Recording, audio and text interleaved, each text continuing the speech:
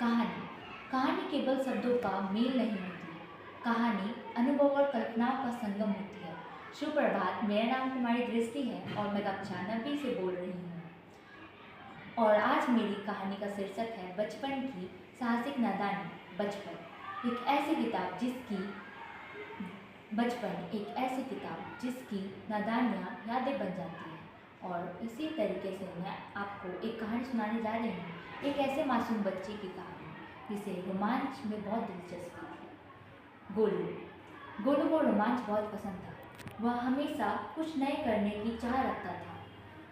वह हमेशा अपने दोस्तों के बीच सभी को दिलासा और उत्साहित करता कुछ नया करने के लिए।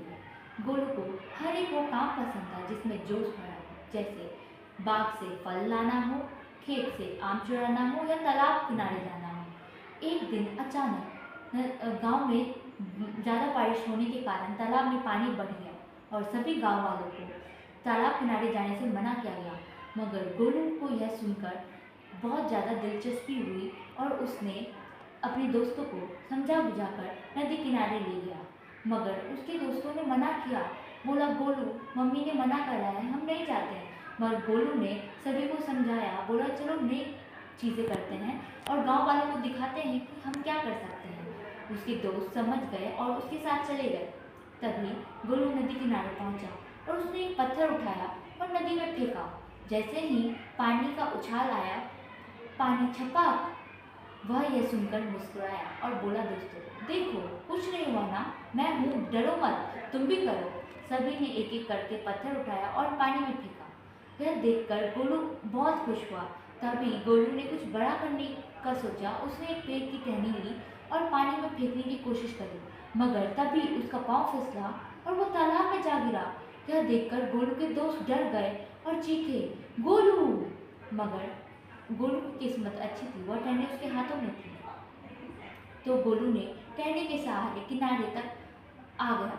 यह देखकर वो भीगा हुआ, कांपता हुआ अपनी माँ के पास पहुंचा। माँ को सभी घटना बताई और माँ ने उसे डांटा नहीं, उसे गले लगाकर बोला, बेटा, आज जो तुमने करा है, क्या पता वो कभी काम आए। यह सुनकर गोलू की आंखों से आंसू गिर पड़े। गोलू ने सोचा, मैं कुछ बड़े होकर जरूर कुछ ना कुछ साहसी करूँगा।